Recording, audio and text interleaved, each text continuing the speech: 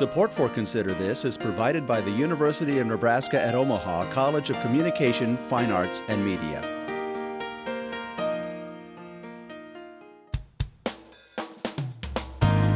From the campus of the University of Nebraska at Omaha. Consider This, a program of issues and information behind today's news.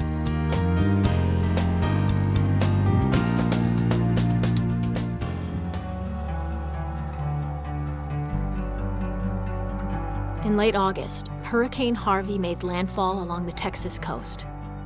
In early September, Hurricane Irma hit the U.S. Virgin Islands, Puerto Rico, and Florida. Before Harvey and Irma even landed, preparations were underway to save homes, businesses, and lives. The American Red Cross was there. Throughout our response to both of these major hurricanes, we have provided nearly 1 million overnight stays in more than 900 shelters across Texas and Florida. Our work continues today and will for months to come, and the American people have been unfailingly generous. Thousands of volunteers have left their homes and families to provide 24/7 support to those in need, providing food, water, comfort, and hope. Our partners have stepped up to support our work again and again. To this, we say thank you. Those affected will recover and rebuild. And to that we say, the American Red Cross stands with you. As long as it takes, we will be there. Bless you guys.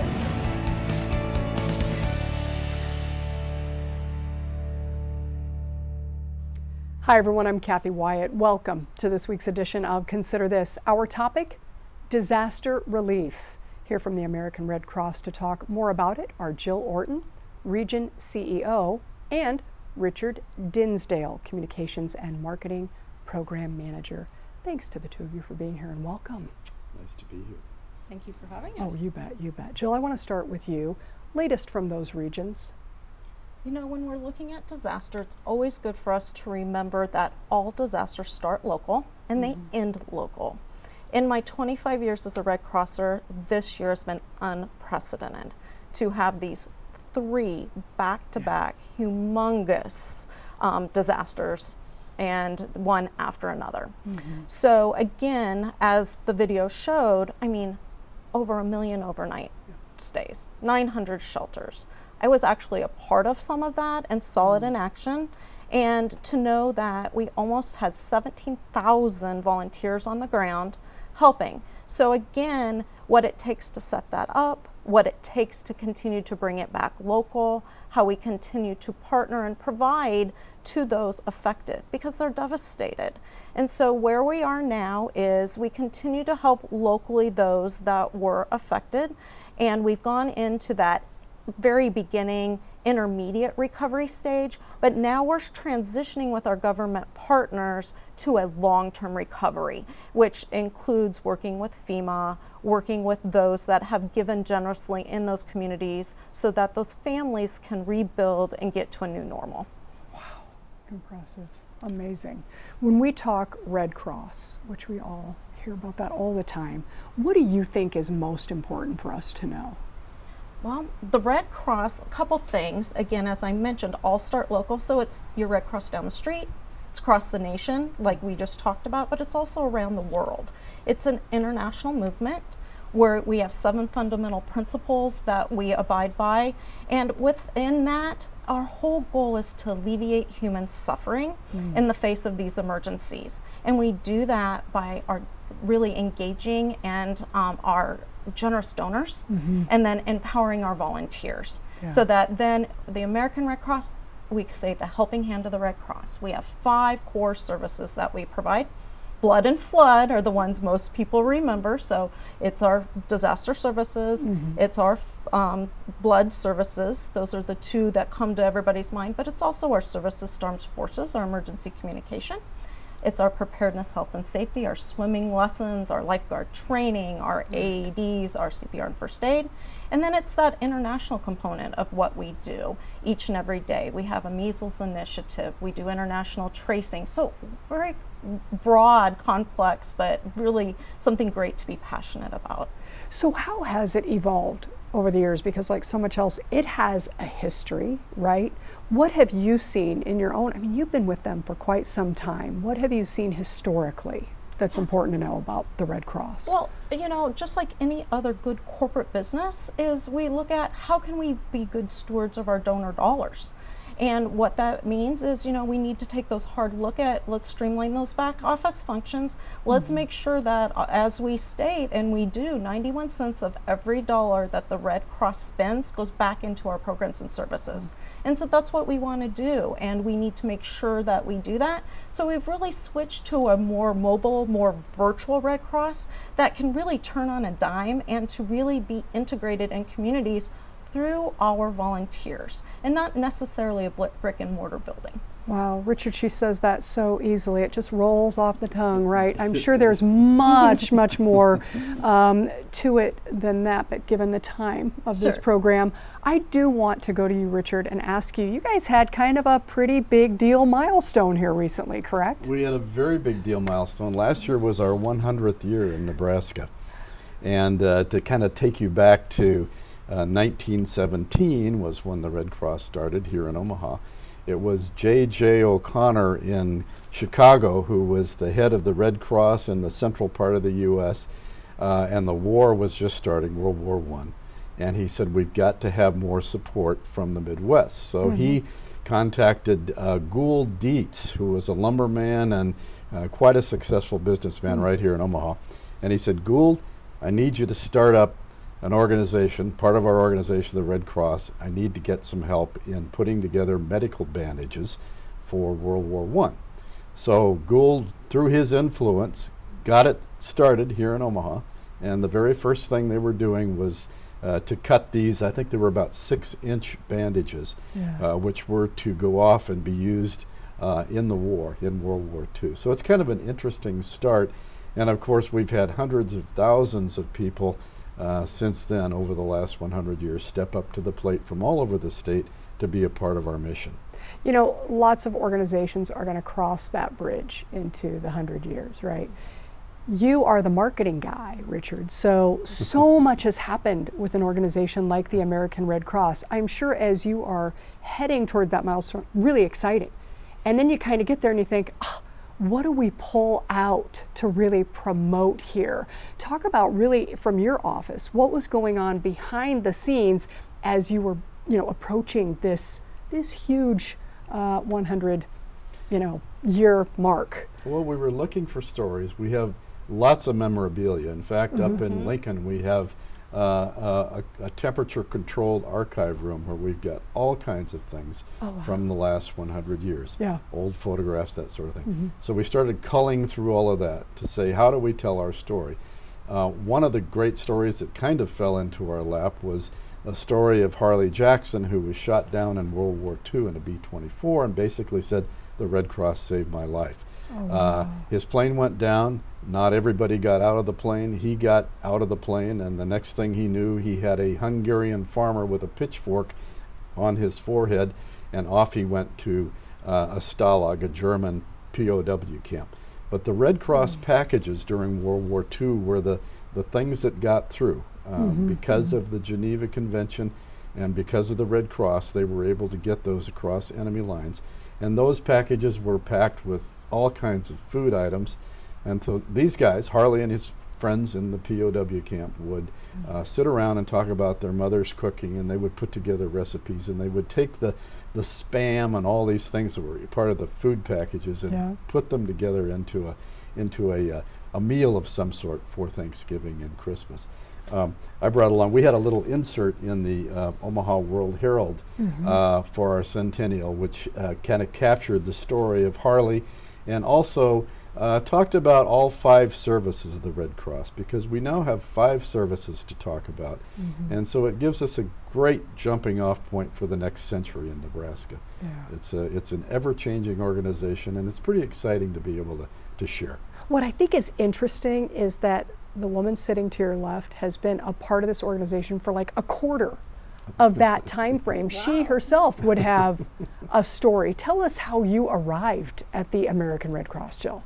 As a volunteer. And so my husband and I started out in Hastings, Nebraska. I coached swimming and diving for many years, and lo and behold, it is through that connection that I started volunteering and teaching these swim team kids who I wanted to stay out of trouble so that they could have a job. So I taught them lifeguard classes, and so those hours I volunteered for the Red Cross so that these children, these kids could then have those skills to save a life. And so with that then led to, lo and behold, it paid off. Wow. So how did you know in that transitional time frame? I mean, what was it that triggered something in you to say, I love this volunteering so much that I want to make this a full-time? Really, it was the organization empowers our volunteers to take on leadership roles. Cool. And so with knowing that I could be a leader in an organization, that just led me to wanting to do more. And I started out as an entry-level position, and lo and behold, I am here now. Yeah, I got your wish. Region CEO is your title. That's right. Let's look at the region piece. We've talked a little bit about That's you. We're going right. to put a map up for our viewers. So as we're doing that, tell us what we're looking at. So what we're looking at is I get to wear the player coach hat. I have a region that's Kansas, Nebraska, and 3 counties in southwest Iowa. And as you can see from this map, it's divvied up into 6 different chapter territories. It's all based on population so that we can have a response mechanism in order to deliver our service delivery, our services, our 5 core services effectively through each one of these areas, which has a primary hub. In Nebraska, it's Omaha, it's Lincoln, and it's Grand Island. Each one of those areas has an executive director that then works with our region team functionally. We're matrix managed so that then we can provide a robust, volunteer-led way of delivering our services to our communities that is grassroots. Wow. Wow. And lots we could talk about. Today's topic, disaster relief. So Richard, that first word may seem kind of simple, but how do you guys define a disaster? Well, a disaster is anything that can happen anytime that causes damage to property, causes perhaps death. In many cases it does. It's a death. It could be a natural disaster. It could be a man-made disaster. But our disaster folks are trained to react to just about anything. So we talked earlier in the program about the hurricane relief. At the very end of the hurricanes, we had the California wildfires. So we had people that were deploying even from our region out to those wildfires. A very different kind of disaster relief than what we were experiencing in the floods and the aftermath of the hurricanes. Closer to home, it's more about fires, home fires, which in the last year or so in our region, we've had, I think, 750 plus home fires, and that has affected over 2,000 people that we've helped. Industrial explosions, floods and tornadoes, of course. Last year in the Bellevue area, high winds and a tornado. We opened a shelter. So we're basically, our volunteers are ready to go at just about any time, any place in the state, any time of the day, really. And it's amazing what they can do in getting just about anywhere they need to get to within an hour or so. So 2 words that are coming to mind that I think can be kind of thrown into here are emergencies and hazards, right? So you take disaster. Jill, how are emergencies and hazards, which I'm sure, again, you're responding to, different in the grand scheme of things? So really, they're all scalable. and like I mentioned earlier, start out local and start out primarily, most of them that start out in the thought process of how can we think about preventing these from a preparedness standpoint, but we all know that these things occur. So, you know, it's being aware of the hazards, and in our area it's flooding, it is also tornadoes, but it's also that home fire component. So does your family, do you personally have a plan for an evacuation of your house? Do you know if you're separated, who's that person in your family or friend that you're going to all call individually to say, I'm okay? And you have to think that through. Do you actually have a go kit ready to go? We have a program called the Pillowcase Program for elementary students, 3rd through 5th grade, where we actually teach what are the local disasters in your area. On the pillowcase itself, they draw a plan out, and then they know what's going to go in that pillowcase so that they can quickly evacuate. So Richard, how often though, we're all well intended, right? We all wish we could put things like Jill is talking about together, but I think there's that mindset of this is never going to happen to me, right? And I think in order to do a good job of covering disaster relief, that preparedness piece obviously is very huge. So when you're out talking with people who may not, thankfully, have lived through any kind of disaster, how do you encourage them? What do you say? What do you do to really get them not just to think about it, but to actually do something about it? What's the key to success there, Richard? Well, it's amazing how many people, and she was talking about the Pillowcase Project. We have a couple of great stories about kids that had put together the pillowcase and the Go Kit, and they talked to their families about it. And within a week, had a home fire. So actually put into practice what they learned in school. So, you know, it can happen at any time.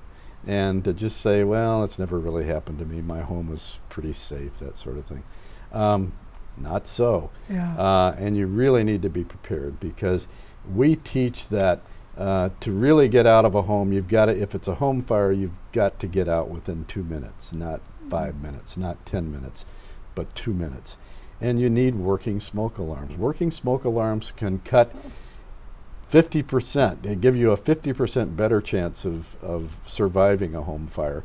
A preparedness plan, how to get out of every room in the house 2 different ways, can add to that survival rate. So this is what we're trying to get across in schools, in the Pillowcase Project. We have another one for younger kids called Monster Guard. And for adults, just talking about changing your smoke alarms out if they need to be changed, testing them every time you turn. Daylight savings time happened last week. We said test your smoke alarm when you turn the clock forward or back. And that's just a good thing to follow. And we also could probably talk a little bit about something that we have coming up this spring, which is a national initiative called Sound the Alarm, Save a Life. And it's a program in which we're going to go out in the nation and on a 2-week period install 100,000 smoke alarms. And we have 100 cities that we're trying to make safer, and Omaha, Nebraska is one of those cities. But we're also going to be doing some things across the state of Nebraska, installing smoke alarms, taking people through the preparedness plan on how to get out of their home. It's a great program. We're very excited about it. It's coming up this year. And you and Jill aren't doing that on your own, are you, Richard? I mean, no. you're going to help with that. We have a lot of help. we have a lot of volunteers. So of all the things that Richard has mentioned, I mean, smoke alarms, that is something that people can take care of, be aware of, and do on their own. Jill, if we took nothing else away from this program in terms of disaster preparedness, what do you think is the number one thing that people could walk away with in terms of an action item outside of the smoke? Outside of the smoke alarms? I would say most people have technology and they have a smartphone. And so I would say go to your app store, look up Red Cross. There's an emergency app. And so download it. And so then you have at your fingertips to be able to go to, if I don't know, that will give you the information you need. Okay, very good. All right, I want to change gears a little bit. We want to go to the disaster relief piece a little bit more in terms of the personal stories. And Jill, you mentioned earlier, you've actually been a part of this. You've been boots on the ground. You're this region CEO who is knee deep, literally, probably in some cases, in what is going on out in those communities. Is there a story that comes to mind as we're sitting here that could really get people to paint a picture of what it's like to be a volunteer or even a paid staff, going in, again, when the cameras are gone, and really one-on-one with people? What comes to mind for you? So it's really my deployment pre-landfall for Hurricane Irma. I got the call from one of my peers that said, a month ago, you told me if I need you to call you. I'm calling, I need you. She's my position in Jacksonville, Florida, and she says, it's coming and I need support. And so I said, okay, what's the minimum amount of time? She says a week. Well, I went, I stayed 2. Wow. And with me, I took my hat, I took my knowledge, and my expertise this time around was to be part of what's called the EOL network. So I was the elected officials liaison for her, representing her in about 5 different counties.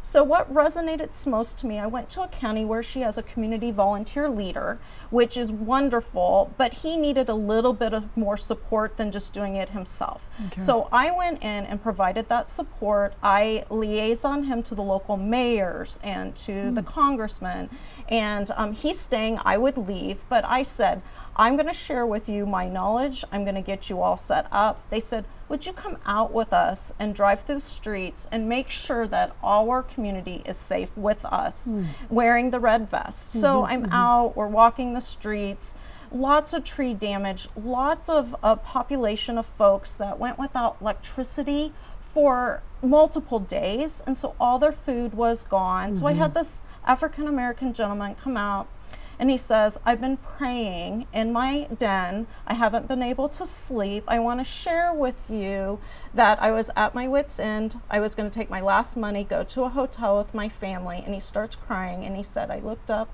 there was the Red Cross, and there was the public power people.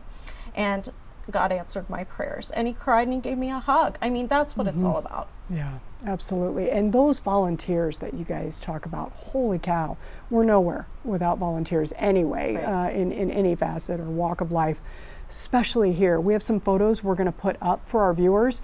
Just briefly, in the few minutes that we have remaining, walk us through what we're seeing in those photos from your perspectives. We should probably mention that 91% of the work of the Red Cross is done by these volunteers. That's unbelievable. And so, you know, what you're seeing are volunteers in action. And we have all kinds of things that a volunteer can do, from responding by driving a truck, a vehicle, to actually getting the training that's needed to work with people that are affected by these disasters. Here's another one of our newer vehicles, where we have been, obviously we're about to deliver some relief supplies and some hot meals, that sort of thing.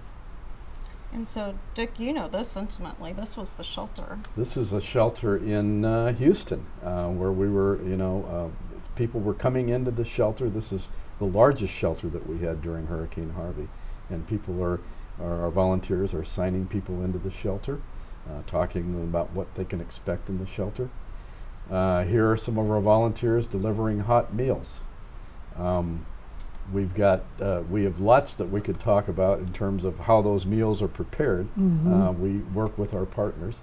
Here's another, he's taking a bag of hot meals. This is, it looks like it's from the Florida area, where Jill was during the hurricanes. This is a typical scene from one of our shelters, one of our very large shelters. And, you know, not the best place in the world to be, but certainly one that everybody is very thankful for when they have nowhere else to go. And we have cots, we have food, we have everything needed for people when they have to come to those shelters. When you're talking partners, Richard, with whom are you doing that? Yeah, we have several partners. We work with the Salvation Army. We were in these hurricanes. We work very closely with the Southern Baptist Convention, which has an amazing number of it's a whole operation around mobile kitchens. I think they have 6 or 8 of these big mobile kitchens. They can put out 10,000 meals a day, hot meals a day. Wow. And so they know what they're doing. They're very, very good at it. and we can deliver those hot meals. So we partner with them, and we take those meals out into the community. Closer to home, we have a fairly new operation called Hot Meals USA out in Grand Island. And they are going to be partnering with us more in the regional area, in our regional area, for disasters. And they can do the same thing. They can cook meals in these big kind of 18-wheeler style kitchens. And it's amazing when you see these folks in action and how they do it. The food comes in one end, hot meals come out the other end. Red Cross delivers them within minutes or an hour or so to where they need to be. Got this down to a system. Jill, we've got like 1 minute left, just 1 minute. We've talked the past, the present. What is the future of the American Red Cross? The future of our American Red Cross is our youth, and really it is empowering them to really embrace the mission and look for new and creative ways to continue to be sustainable and relevant. Wow. And if a young person would want to tap into you guys, what are the steps they take? I'm sure they pick up a phone, but is there any homework they can be doing before they call you? Absolutely. They can get online. We have a huge social media presence. And so knowing that that is really their world, they can get on and start looking up American Red Cross and find that what's calls their heart. Yeah, okay, so and we do want to put up a graphic for our viewers just in case they want to know more about everything that we've been discussing today. I know you've got a phone number, it's 1-800-RED Cross, and your website is redcross.org. Okay. And if you go to redcross.org, you can donate, you can sign up to give blood, you can sign up to be a volunteer. Sounds good, and we have FEMA and ready.gov up there as well. Jill, Richard, I want to thank you guys so much for being here today, sharing your time, expertise, and Jill, your stories. Amazing. And congratulations on your anniversary. Best wishes moving forward. It's our pleasure. Fun to be with you. Thank you very much. Thanks to our students working behind the scenes, of course to our viewers for watching. As we close, a look at Walnut Creek Lake and Recreation Area as seen through the lens of Nicole Torin, a junior right here at UNO. We will see you next week.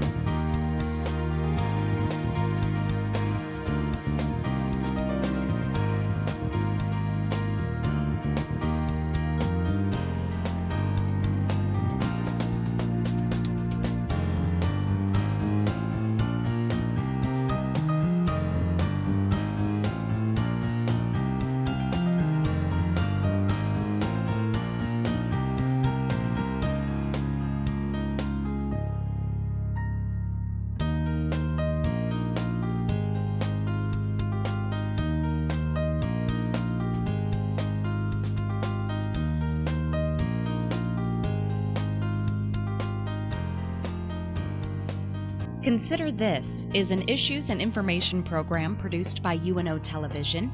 More information and program archives can be found at netnebraska.org/Consider This. If you'd like to share your comments about this program, call UNO Television at 402-554-2516 during regular business hours, or send an email to cwyatt@unomaha.edu.